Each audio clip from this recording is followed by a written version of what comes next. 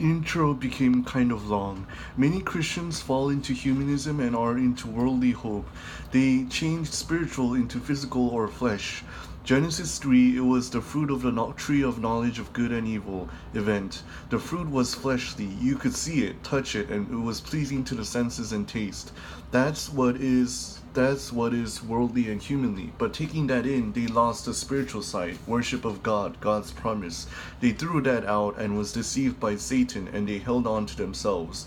Their selves. You are going to become like God. The life in this world is fight between nations and lands, God's land and Satan's land. To Christians, what is it? God's land and my land. I am the king and I do things with my own strength and gain satisfaction and joy from there and finding my value there. That is what is my land. It's kingdom in English. Why? Because it's talking about the province a king rules over. Who is the king? Is Christ the king or me? In this world, they make you the king. Find your satisfaction and value there. Problem is, what if I don't make it in this world?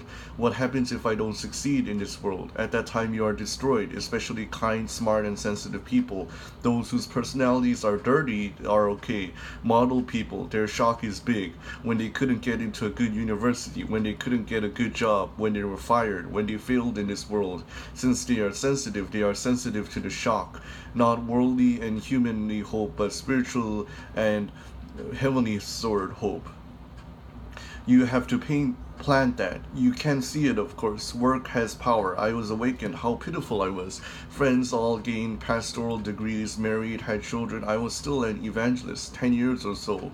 I had to get married. Had no children, of course. I didn't have money or house. That's why I still live with some people. They would come up while I was doing well. I will be awakened. I'm not sure if that is true awakening, maybe being deceived. How pitiful I was. But when I faced Christ, I saw the heavens.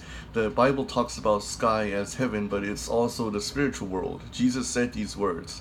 I'm finding it right now. I wrote it down before. Oh, here it is.